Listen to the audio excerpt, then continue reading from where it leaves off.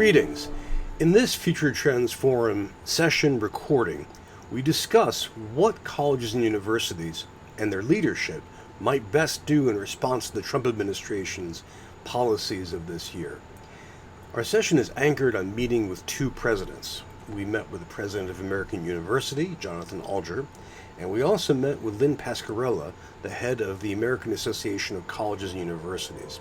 Together they worked on a statement, now signed by more than 650 college presidents and university presidents, urging the Trump administration to back off from its attacks on higher education. Now, the statement is actually much more elegantly phrased than the words I just used, and you can find a link to it in the show notes. In our conversation, we touched on numerous topics. How might academics best unify against the Trump administration?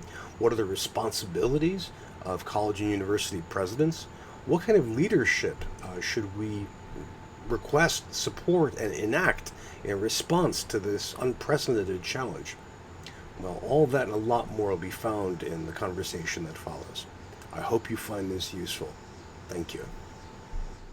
Okay, well, I have 2:01 on the clock, which is my cue to start. And let me then begin by welcoming everybody. Welcome to the Future Trends Forum. I'm so glad to see you all here today. We have two fantastic guests, and we're going to be talking about a topic of a great deal of interest to everybody in higher education.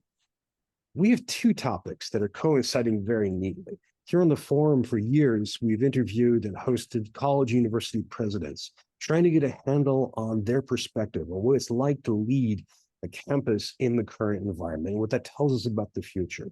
We've also, for years now, been holding sessions about the Trump administration, the first Trump administration, and now the current one, trying to figure out what that might mean for higher education. Today, we bring these two worlds together. The two topics are combined because the American Association of Colleges and Universities recently, in April, posted a public statement about the Trump administration's campaign against higher education, as I put it. As they put it, a call for constructive engagement. I'll put a link to this in the chat right now. And as of today, I'll be corrected on this, but more than 650 college university presidents have signed it. This is a very, very strong move, an important one, as academics across the board are trying to figure out how to handle and how to respond to these changes, these pressures on us. Now, to talk about that, we have two great presidents, and I'd like to bring them up on stage so they can explain what they're thinking about, what they hope to do. To begin with, our good friend Lynn Pasquerella, who is the president and chief commissioner of the American Association of Colleges and Universities. Lynn, how are you doing today? I'm fine. It's so good to be with you. Well, I'm really glad you could make the time with us. I have to ask two questions. The first question is, tell us about the background we're looking at. There's a rooftop that looks, the roof beams are hewed by hand. Isn't this a cottage that you and your husband put together? It is. It's our house in northeastern Connecticut.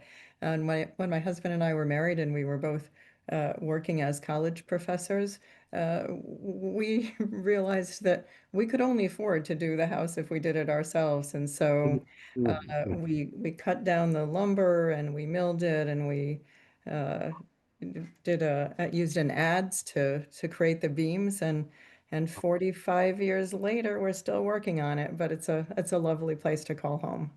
Oh, that's magnificent. I love that. And you know, when we spend a lot of time talking about digital technology on the forum. I admire that triumph of analog technology behind you and all the craft. The second question I was going to ask you, there's a quick one from the chat. Lisa Durf wants to know, did those beams come from a barn? No, they actually came from Pittsfield, Massachusetts, and we hauled them over, and that's how we got them. It's amazing. Thank you, Lisa, for the question. The bigger question to ask is, what are you planning on working on for the next year? This is our typical question we use in introducing people in the forum. Rather than looking backwards, we look ahead. But I'm really curious, given your extraordinary position, what are the topics that are top of mind for you, and what are the programs, what are the events, what are the artifacts you're working on Mm, for? mm. Yeah, it's a great question. This is a crucible moment for higher education, one in which every aspect of college and university operations are under threat, in particular, academic freedom, institutional autonomy, and shared governance. And so, what we're focused on is uh, preserving the foundational principles of American higher education and our nation's historic mission of educating for democracy.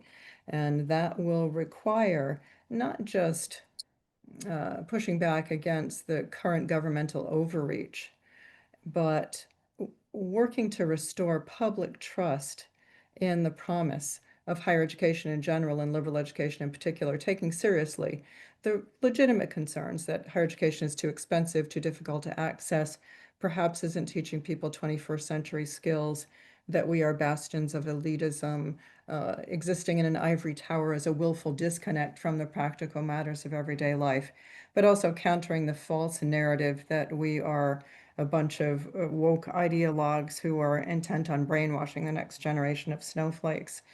So Hmm, this some of what we'll be doing over the next few months. that's a lot. That's a lot. And when you're saying we, you mean the AAC&U. Yes. Excellent, excellent. But that's the work that needs to be done. Um, I I don't editorialize usually as host, but I agree. Um, well, let me thank you for that, for those bracing and clarifying comments, and let me join with you another president, and this is President Jonathan Alger, president of American University in Washington D.C. Good afternoon, sir. How are you doing? Great, Brian. Wonderful to be with you, and it's a beautiful day in DC. Oh, excellent, excellent. Well, let me ask the well, actually, let me ask two questions. The first one is this the presidential residence in on campus? This is actually my office, although this building actually used to be the president's house about 50 or 60 years ago. So it's now an office here on campus, but the students think that we actually live here. That's perhaps understandable. Yes. Well, let me ask the question that I just put to Lynn and put this to you. What are you going to be working on for the next year? And again, what are the topics, and also what are the things you need to do about them?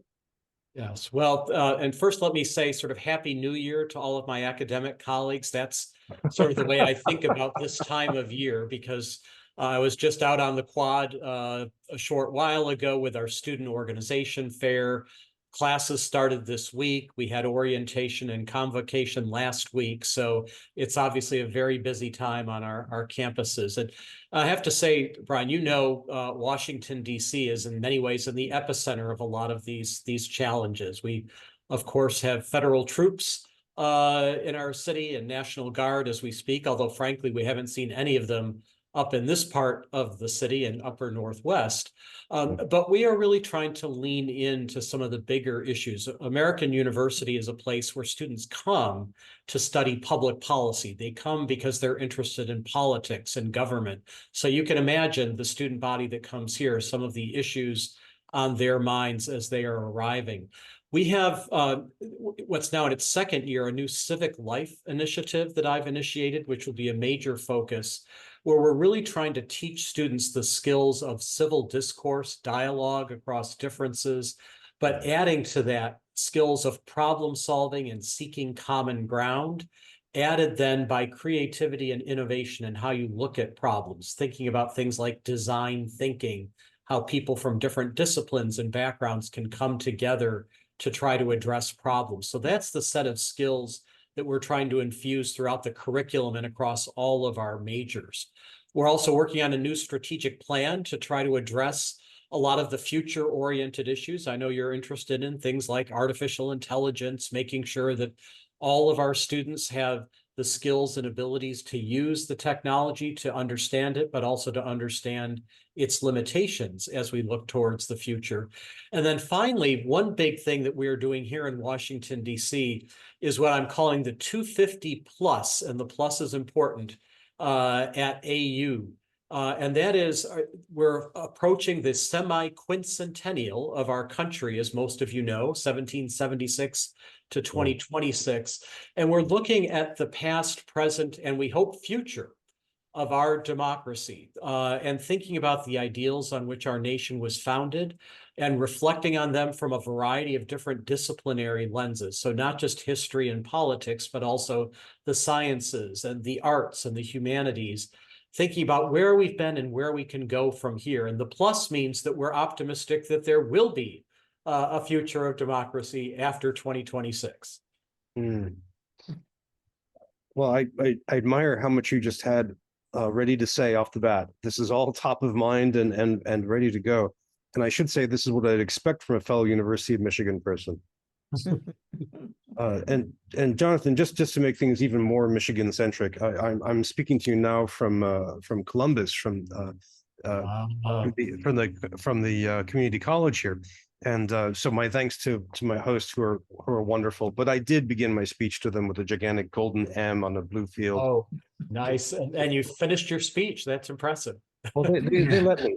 That's Midwest nice, which is very, very kind.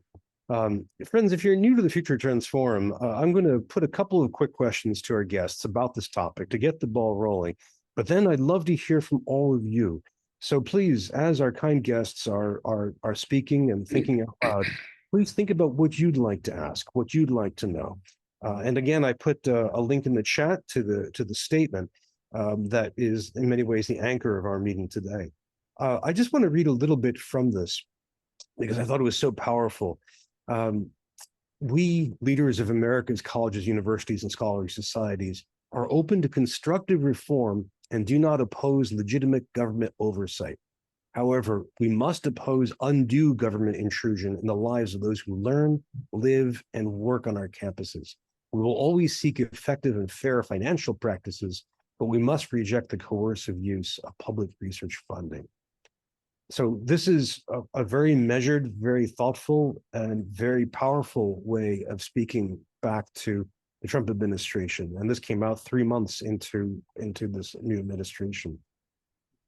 One question I wanted to ask about this is, how were you able to assemble more than 650 presidents to do this work? I mean, so many presidents report being nervous, being scared. We've seen university presidents unseated and resigning. How were you able to assemble this chunk of the American leadership in order to agree on this document? And the statement really emerged from a gathering at Rollins College in Florida.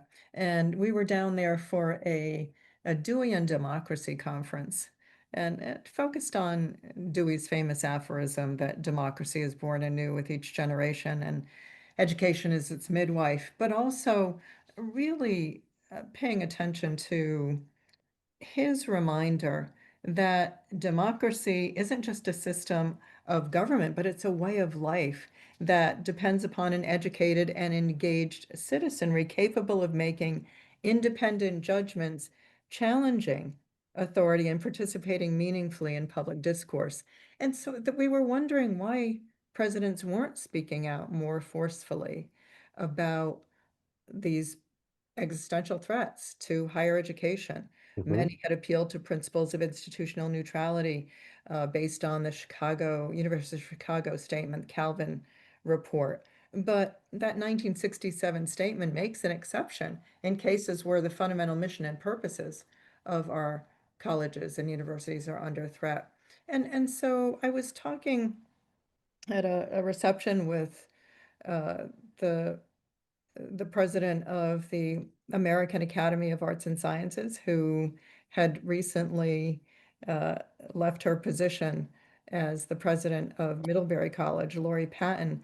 And we thought it'd be a good idea to just get it together, a group of presidents, and ask what they're thinking, what's on their mind, how are they framing these issues in their own minds and for their own communities. And we didn't have a particular agenda, but we did want to know if there was a willingness to sign a collective statement that talked about the stakes for American higher education, for our democracy, for our prosperity, if there was a continued unraveling of the longstanding productive relationship between higher education and the government. So we designed 2 virtual convenings, and over the course of 2 meetings, we gathered 193 presidents and higher education leaders. And it became clear from the very first meeting that there was a willingness to come together and to speak collectively against the unprecedented governmental intrusion. It was a moment in which Harvard was being threatened. The lawsuit had just been issued against them, and President Garber had decided he was going to stand up to the threats and file a lawsuit. And we had a number of presidents who said, when any one of us is attacked, it's the responsibility of each of us to stand up and to defend that institution. And for those who talked about the risks, who were in states where there were public institutions and the governing boards were mandating that they not speak out on these issues, they said, the risks are here anyway. And we can either allow them to silence us, or we can use our collective voices to speak out against what we consider to be injustice. But I don't want to minimize the enormous amount of moral distress that those leaders experienced, where they felt coerced into making decisions they believed are unethical, but felt they had no choice. And many talked about the ways in which that moral distress was morphing into a kind of moral injury that results from the continual erosion of one's moral compass. And so they have to revisit over and over again the question of how much individual injustice do we countenance for the sake of long-term reform. And many leaders have said, I'm not willing to countenance any, and others have said, I have the long game in mind, and I'll see what I can do within my position to make the best choices for the many constituencies that I have in my community. That's quite a diverse set of responses. That, I might just add, Brian, a couple points as someone who did sign that statement. I really want to thank Lynn for her leadership in pulling that together. It was a lot of work and took many hours and was very carefully crafted, because if you look at the list of signatories, they're from all across the country, public and private, 4-year and 2-year, a wide variety of institutions. And I think that mattered. It was the first really big collective response in higher education to the challenges we've been seeing in recent months. And that was not easy to do. I can tell you, as a president, I went to my governing board first, even though I'm the chair of the board this year of AAC&U, and I'm very devoted to these principles. I still felt it was important and prudent in this environment to take that step. And I know other presidents acted similarly. It was a reminder, I think, though, that we are not just a private benefit, but that higher education is a public good in our society. And if you read the statement, it sort of has that tone to it, a positive tone, that higher education is one of the gems of our society and needs to be thought of as such. And so I thought the title and the tone were really, really important here. well said.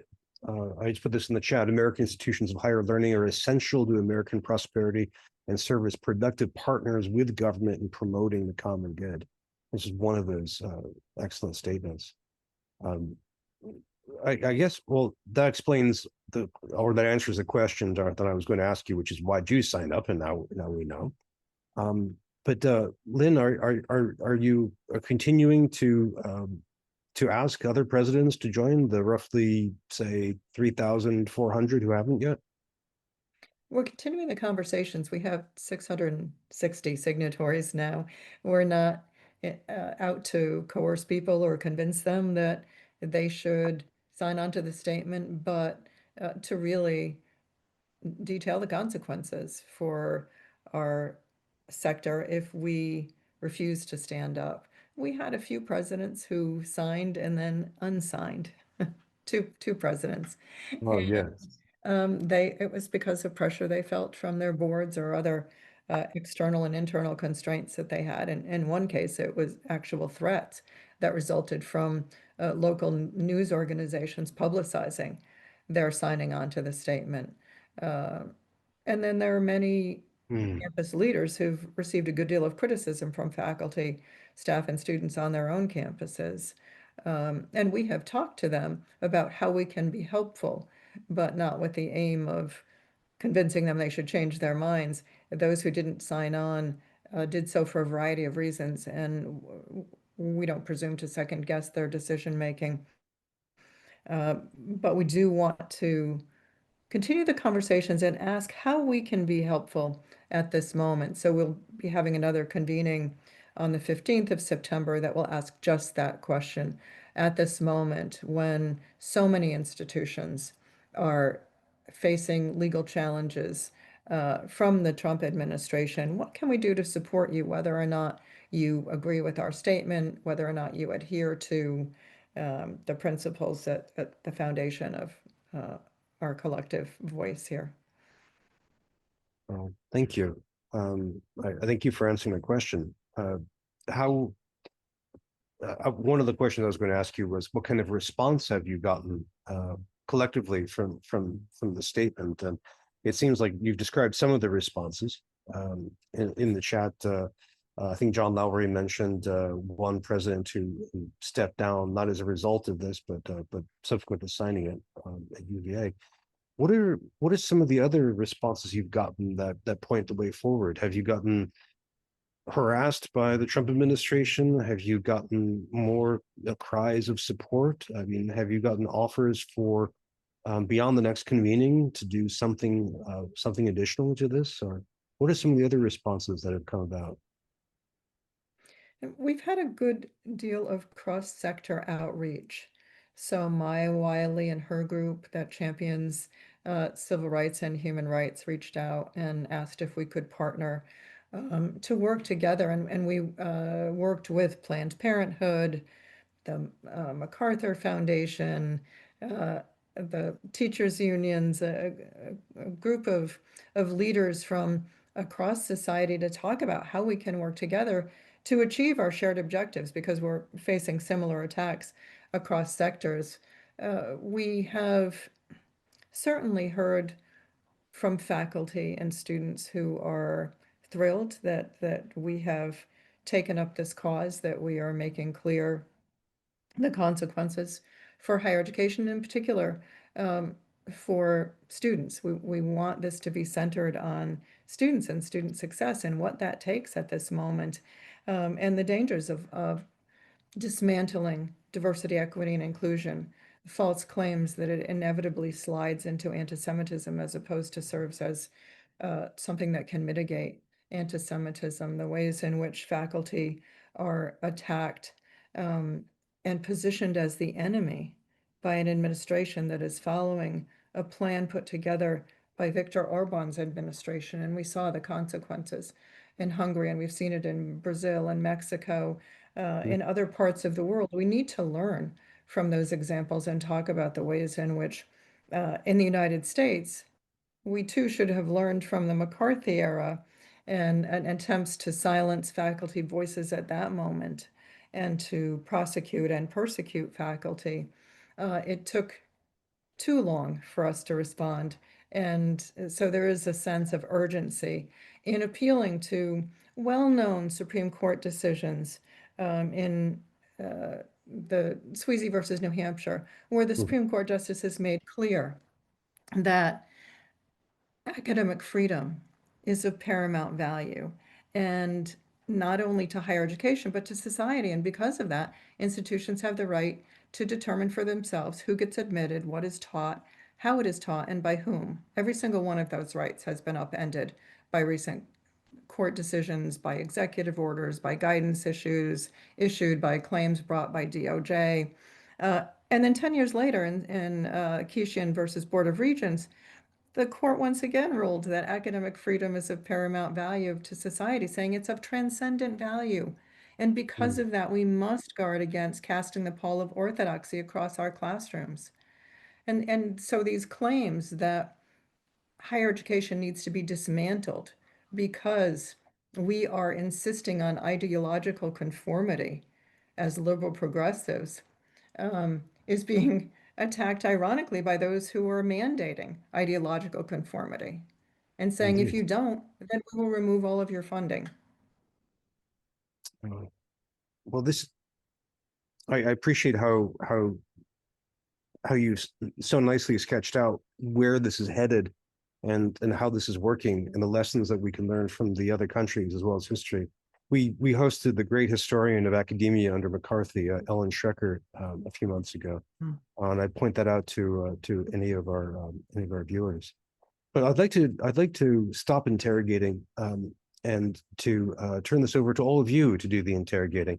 And I'll begin by sharing a question that came in from a former university president who couldn't make it here today, Elaine Maimon, and she asks one quick question. How do we move from statements like this to united action? How do we influence elite university presidents to defend the community colleges and the community colleges to defend the elite universities? And so either of you can tackle that one for a start.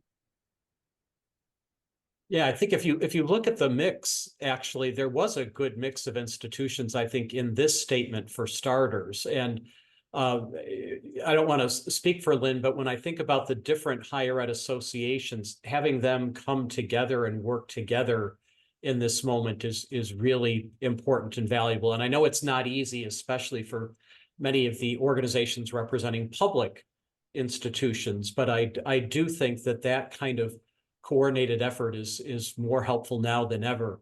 The other thing I was going to say, Brian, looking forward, we talk a lot amongst ourselves in higher education, but I think this is a moment where we need allies outside of higher education. And so one of the next steps, I think, needs to get more business allies speaking out about the importance of higher education, its relevance to our national competitiveness, our national security, our long-term economic interests. I just think there's only so much we're going to be able to do if it's just us talking to and with each other, that we need to broaden that coalition. So for example, as a president, I serve with the Council on Competitiveness, which brings together CEOs of major corporations with college and university presidents. And that's an organization that used to only work with sort of elite AAU type institutions, but now they've broadened that lens, knowing that American competitiveness relies on students graduating from all of our institutions. So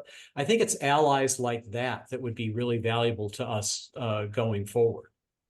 Any businesses stand out from the crowd that we should be hitting up, or any sectors or industries?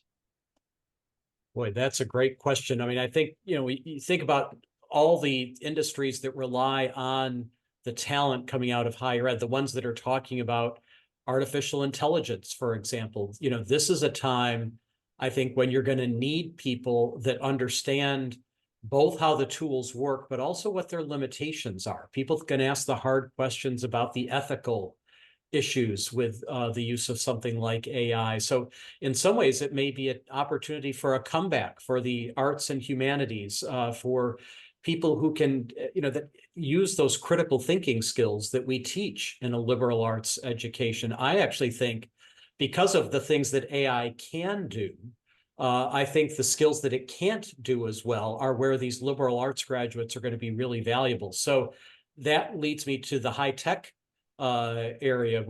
I participate in the Northern Virginia Technology Council, for example, locally here. And many of those leaders said, yes, we really need higher ed and we want to stand with you. So that's actually a sector we might want to look at. Oh, indeed. Thank you for saying that. John, just to follow up in the chat, Phil Katz and Kate Quick had a discussion where they asked about other allies outside of business, especially we're talking about a threat against civil society.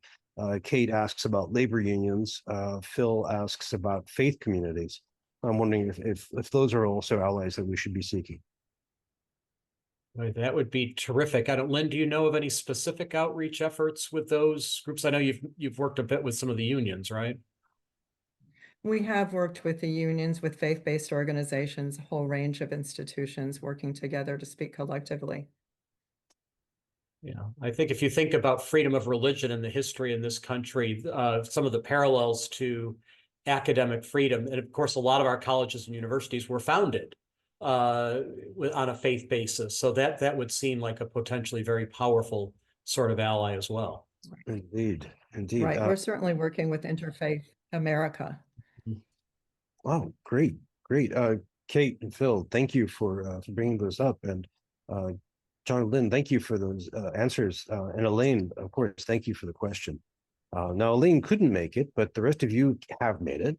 And so I would love to hear your thoughts and your questions. So again, either use a Q&A box if you'd like to type in a formal question, or just keep going away in the chat box.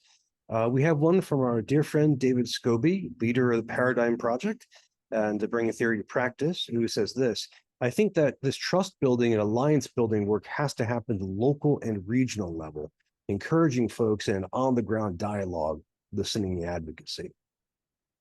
So that's not a question, but a recommendation. Yeah, and I would just say, Brian, I think that's a good suggestion, because kind of like Congress, if you look at Congress as a whole, it has a very low popularity rating. In fact, Right. higher ed is still much higher than Congress, so we can feel good about that. But when you look at an individual member, often their constituents say, "Oh, but they do good work, for us."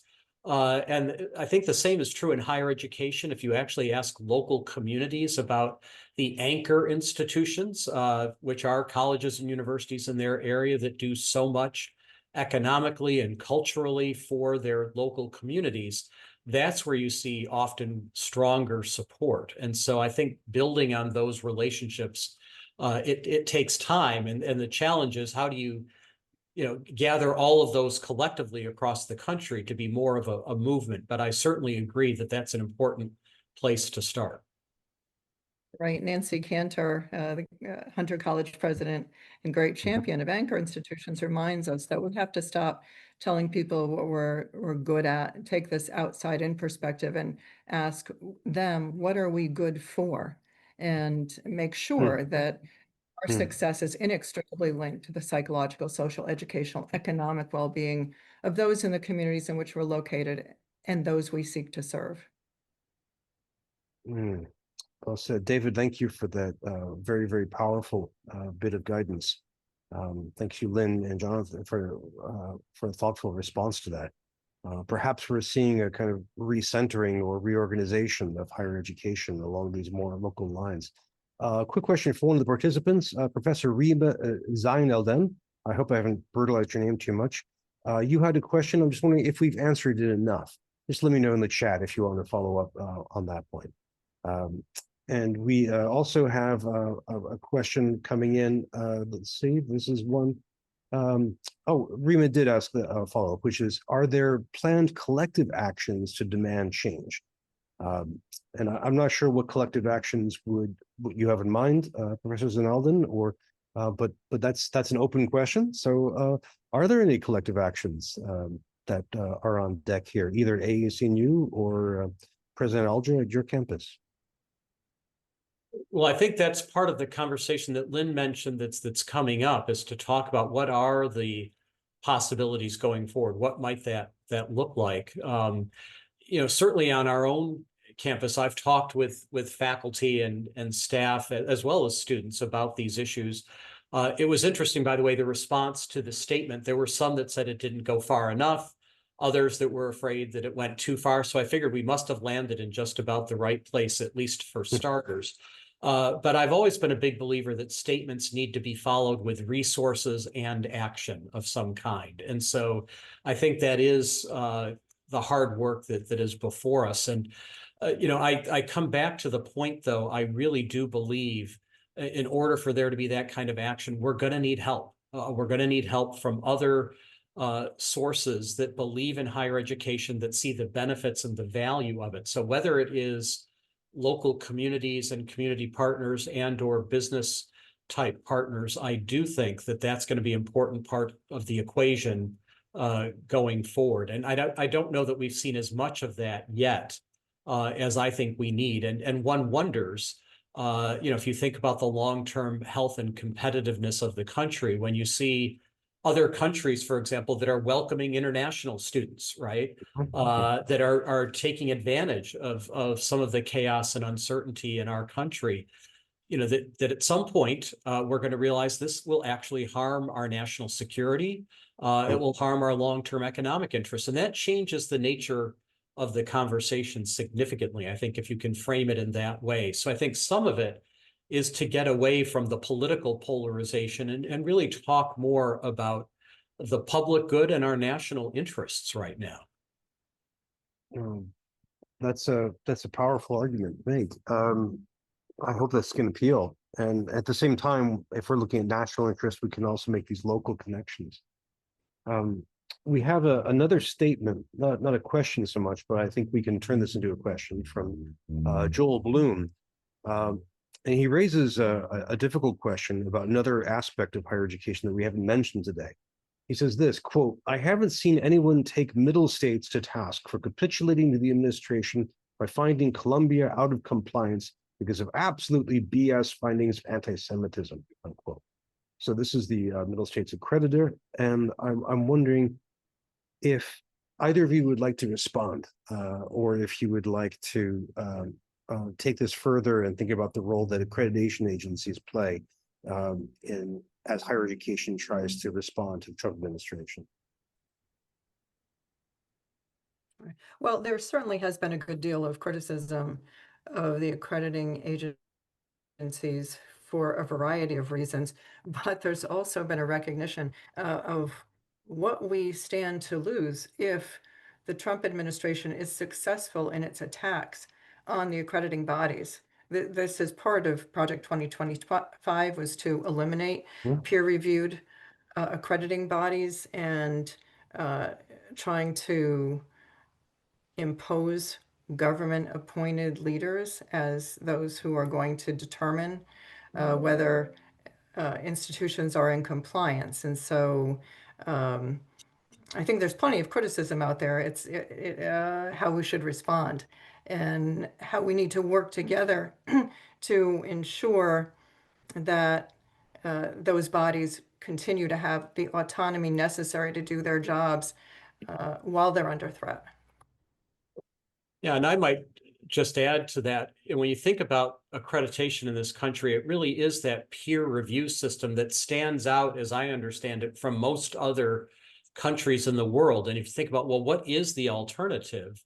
I guess you could have government do it, right? But we all can see what the challenges would be there. And regardless of your politics, if you think, well, one administration could come in and have their agenda, but then the next one comes in and try to impose their agenda, that wouldn't be healthy, I think, for our system of higher education. And I've always found it interesting that there are institutions in other countries that have sought US accreditation from some of our accrediting bodies because they recognize the value and the importance of that peer review. At the end of the day, accreditation is us. I mean, there are some federal standards we have to pay attention to, but it's about quality and how we think about quality. And I think, all those criticisms that have been mentioned are an opportunity for us to reclaim that conversation and talk about, well, what does quality look like in higher education in 2025 and beyond? So this is a reflective moment where we can really return to trying to who we are and what our strengths are for this. If I can jump in here for a moment about the accreditation issue. Please. I'm Bob Ubell from NYU. Hi, Bob. Hi, how you doing, Brian? This is a very good opportunity that you've introduced here to hear from the academic leadership in opposing the moves that the present administration is offering. But in terms of accreditation, it's I think the only country in the world that has an accreditation system that's based upon democracy rather than based upon authority.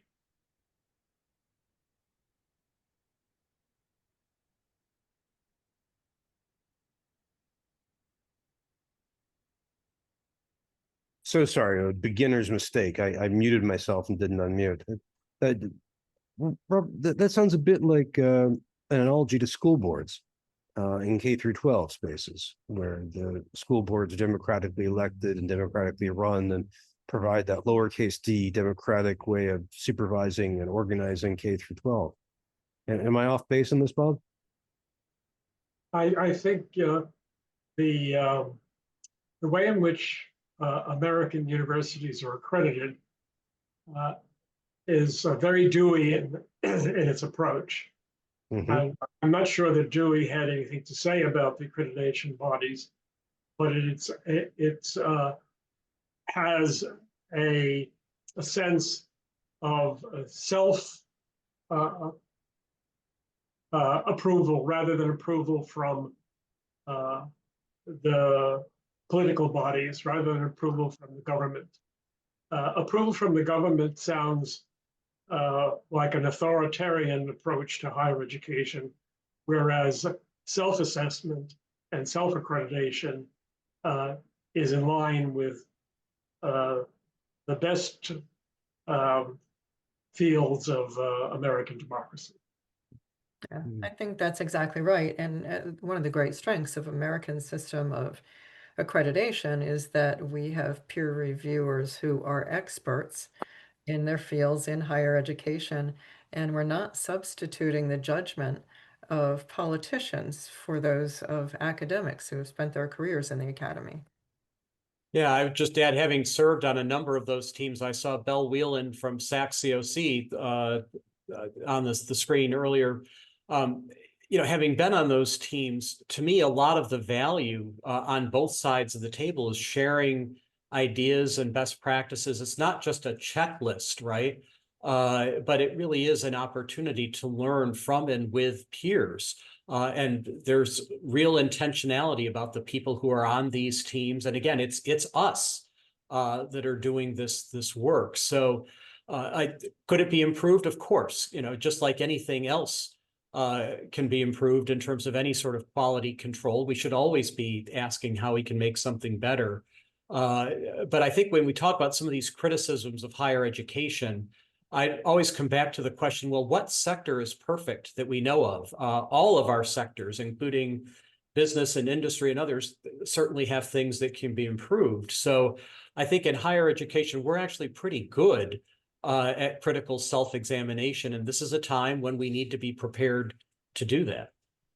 And I think we need to be mindful of the attacks on accreditation from both within and without in relation to the broader attacks on higher education, which are saying that we're going to eliminate your ability to address particular topics, to have a specific curriculum, and what it means then for our approach to accreditation. It is an opportunity to reimagine and revolutionize our assessment, keeping in mind that this one big beautiful bill that has just been passed wants to reduce accountability in colleges and universities to immediate employability, loan burden, and the average salary of our graduates.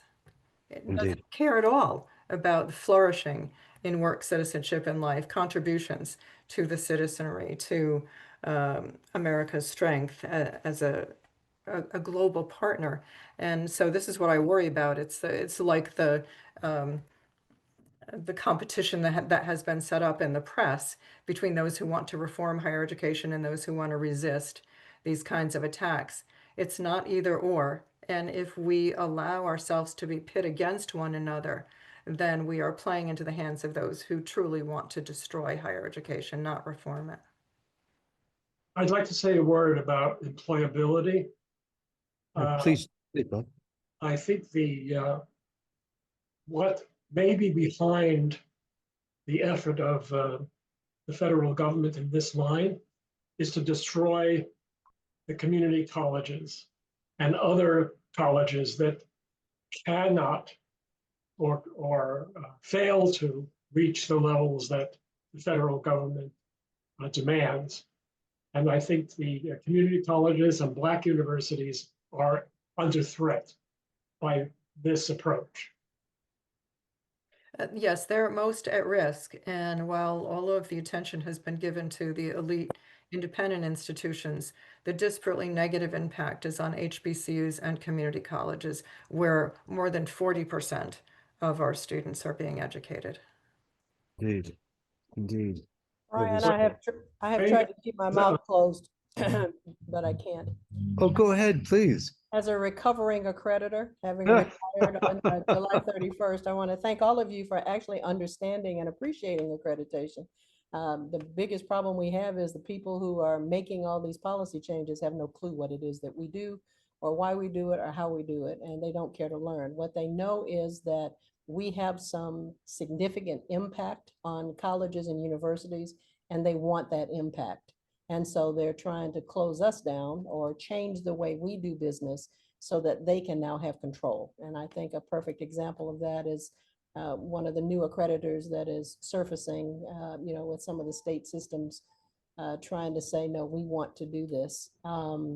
It's a power grab is what it is. And it's going to change the way things happen, because where we've had a triad of checks and balances in the past with the federal government, the state government, and the accreditors, with the accreditors going away, or them trying to eliminate the accreditors, will then put the power back in either the states or the feds. I don't think that we're going to let that happen. I think there is still value in accreditation, looking at the quality and what that means. And while the community colleges and the HBCUs are definitely going to be impacted, those are the ones that are doing more job training than some of the others. And so if they're going to continue to look at that data point, then they may be in better shape than we think they're going to be, given that they are the ones who are currently putting people in the job market.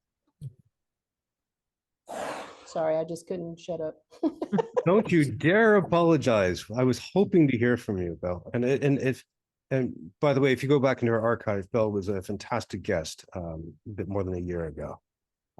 Thank you for that. Friends, I'm conscious of time.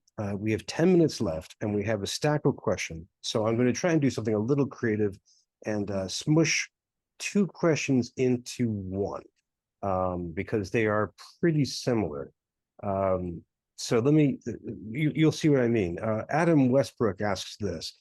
Part of the challenge of this moment is that higher ed's legitimacy was waning long before the Trump administration, largely because of the cost and debt it has left students. This makes current attacks on higher education easier to pursue because it's building on a lot of negative momentum against it. Are there any large-scale strategies and tactics that ease students' financial burdens that often comes with a degree? Might this help rebuild trust and raise the collective perception of the value of higher education? So that was one question. And then our excellent friend, Kiel Domsch, asked a similar question. Higher ed has massive structural problems. College degrees are way too expensive. Even if higher ed tries to restore trust with the public, more and more students will bypass college in favor of alternative credentialing, boot camps, and employer-provided training. Can you please address this? You see how the two questions are pretty close. Yeah, that's right. I mean, so, yes, for decades, we've been talking about the unsustainability of the current financial model of higher education. We can't continue to raise tuition, have burgeoning loan burdens, especially at times when job prospects for college graduates are uncertain. We see a misalignment between the degrees that college students are getting and the work that they're doing. And so we're right to be concerned about being underemployed. We're right to be concerned about whether we are training our students for success in a workforce that will require adaptability and flexibility in the face of rapidly changing technology, which means rapid obsolescence. There are ways to address this. We must build in curriculum to career initiatives as a core part of our academic program, not as an add-on, something for career services to do, but infuse it into the curriculum. And more than just get students jobs, and 87.9% of students, according to the latest survey, say they're going to college to get a better job. 95% of students want more than just a job. They want lives of meaning and purpose. They want a career that provides them with some reason to get up in the morning. And so we have to focus on that as well. Get back to the fundamental mission and purposes of higher education, which involve grappling with the most fundamental questions of human existence. And whether we like it or not, this is part of our responsibility as educators. We must partner with other institutions. I was lucky to be president of a college, Mount Holyoke College, that was part of a 5-college consortium where we had thriving collaborative relationships, where we shared faculty, students, security, library resources, whole range of services. We have to stop looking at rankings and being competitive and trying to measure prestige in terms of how many people we turn away and how much better we are than other institutions, and measure prestige in terms of our capacity to collaborate in service to our students and to society. Yeah, I might just add a couple thoughts here, right? I mean, we all know that, college is expensive. There's no doubt about it. This is a people business, what we do. It's labor intensive. We have experts in all these different fields. And in some ways, while I'm very conscious of the costs and wanting to address them, I also think this is an area as a country where we need public investment. To me, as a society for the long term, this is one of the most important investments we make. Our most important strategic asset is our human capital, but only if you allow it to develop to its full potential. So part of what that means is we need to be making arguments, I think, for those public investments, including the opportunities for students and families to get federal loans and grants. So I think that's really important. Beyond that, of course, we bear responsibility when we think about our business model. We're talking about things like 3-year bachelor's degrees where that might be possible, about stackable credentials, about certificate programs, about all the different so-called non-traditional learners, which is actually the majority of students at a lot of our institutions now, and how you reach them. And as Lynn said, building things like internships into the curriculum, because we know that those lead directly to employment opportunities. So I think there's got to be a combination. There are things we can do, but I think as a society, we also have to reckon with the fact that education is not cheap, but it's also the most important investment that we can make as a society. And there's lots of data that shows it leads to better outcomes, health outcomes, and marriage and family outcomes, and taxpayer outcomes. And I could go on and on. So I don't think we should give up on this idea of the public good as opposed to just a private right or benefit. Right, and it's also a moment to double down on liberal education, because the grand challenges and wicked problems that we'll be facing as a global community will require us to think critically, to speak across differences, to engage in moral imagination. And unless we're teaching our students to do that, we're setting ourselves up for failure. Thank you. Thank you. These are excellent. These are excellent answers. And I feel like we're really building up to a key point. And yet, this is kind of like therapy. The breakthrough happens at the end of the session. But I want to, now that I've managed to smoosh together 2 questions, I'd like to bring together and remix 3 of them, because this is one that points us back to kind of where we started. John Lowry asked about the struggle between, and this was a struggle depicted in an article, between Princeton's president, who were the presidents of Washington University in St. Louis and Vanderbilt. They want to know, how do we balance the need to push back aggressively against the administration's effort versus acknowledging the efforts we need to clean up our own houses? So this is one question at the presidential leadership level. Then our good friend George Station at California State University asked, are system heads, such as chancellors, supporting our efforts, not helping, or trying to stay neutral? So that's a second question, again, about leadership. And then Marcela Garces, and Marcela, I'm trying to pronounce this correctly. Please forgive me for my clumsiness at this.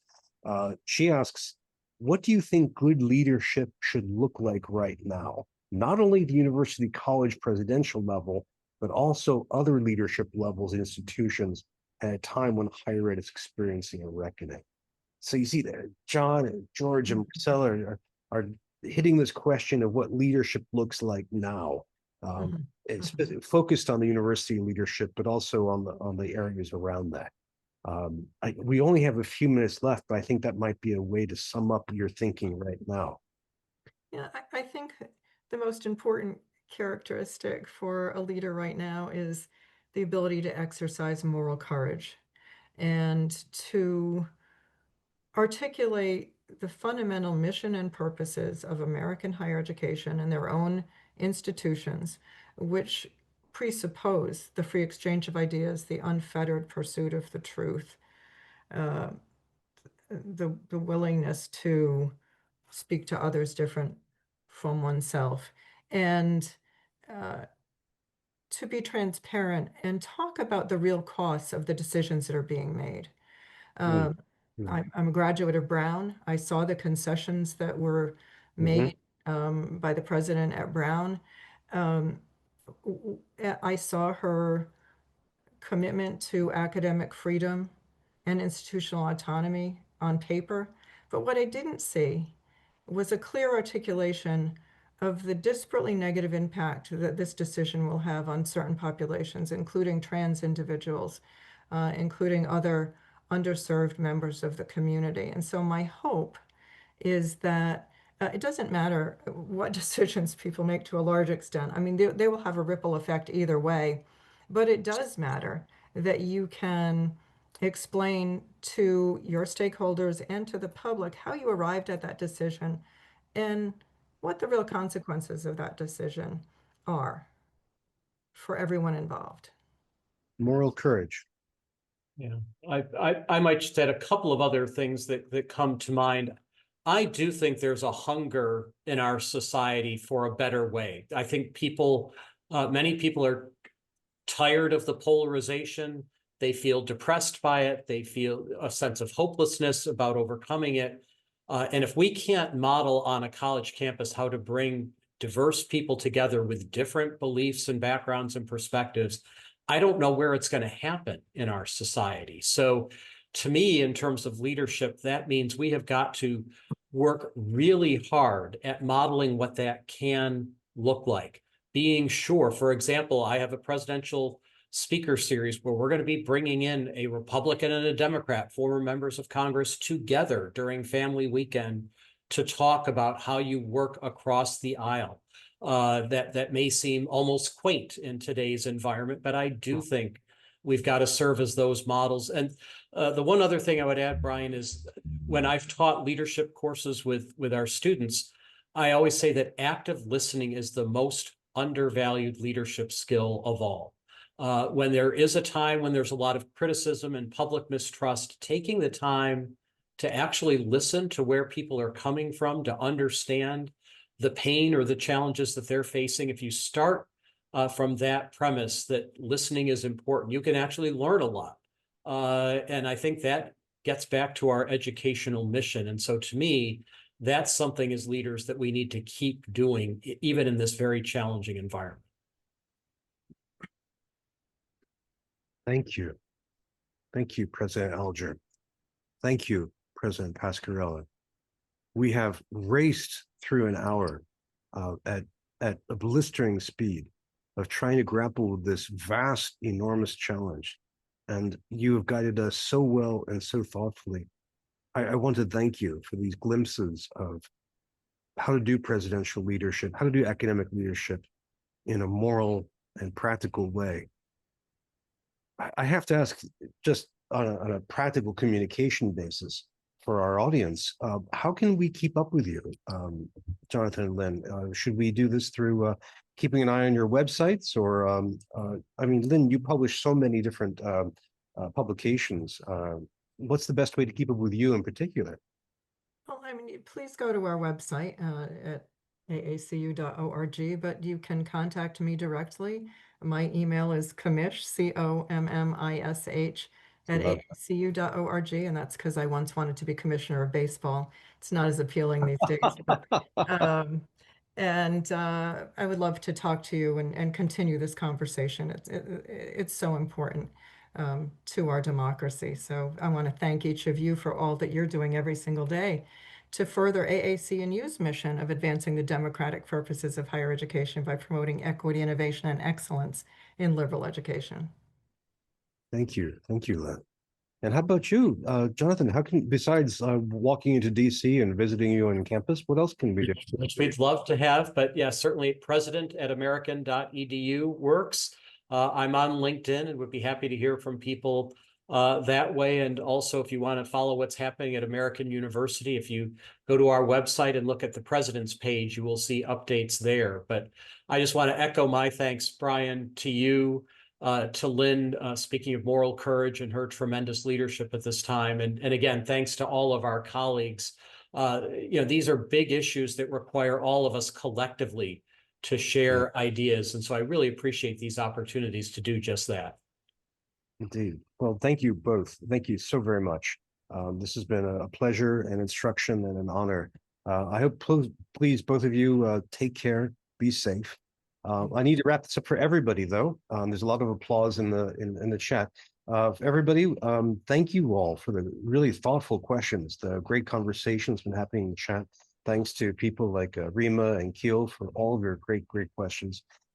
We have a whole series of sessions coming up. I won't describe them because we're out of time, but I will put a link in the chat to where all of our sessions can be found. I hope everybody takes care. The fall semester is upon us. Classes are hurtling at us from all directions. I hope everybody is working well and staying safe and sound. In the meantime, come find us online. We'll see you next time online, and take care. Bye-bye.